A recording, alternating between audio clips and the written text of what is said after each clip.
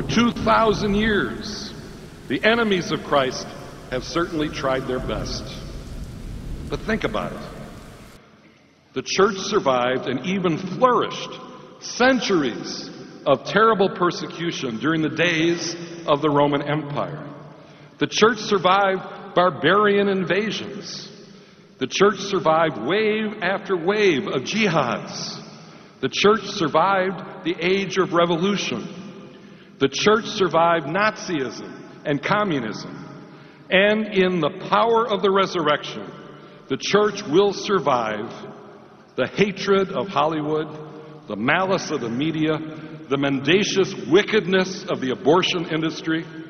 The church will survive the entrenched corruption and sheer incompetence of our Illinois state government, and even the calculated disdain of the President of the United States, his bureaucrats in HHS, and the majority in today's federal Senate. May God have mercy. May God have mercy, especially on the souls of those politicians who pretend to be Catholic in church, but in their public lives, rather like Judas Iscariot, betray Jesus by how they vote and how they willingly cooperate with intrinsic evil. As Christians, we must love our enemies and pray for those who persecute us. But as Christians, we must also stand up for what we believe and be ready to fight to defend our faith. The days in which we live now require heroic Catholicism, not casual Catholicism. We can no longer be Catholics by accident, but instead be Catholics by conviction. In our own families, in our parishes, where we live and where we work, like that very first apostolic generation, we must be bold witnesses to the lordship of Jesus Christ.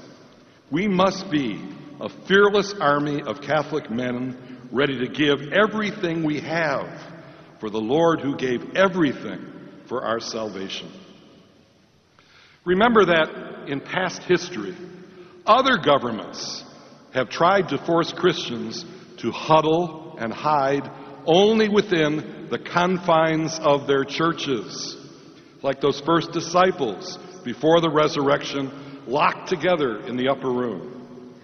In the late 19th century, Bismarck waged his Kulturkampf, a culture war against the Roman Catholic Church, closing down every Catholic school and hospital, convent and monastery in Imperial Germany.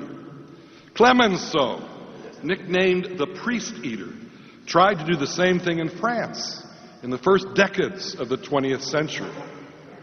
Hitler and Stalin, at their better moments, would just barely tolerate some churches remaining open, but would not tolerate any competition with the state in education, social services, and health care.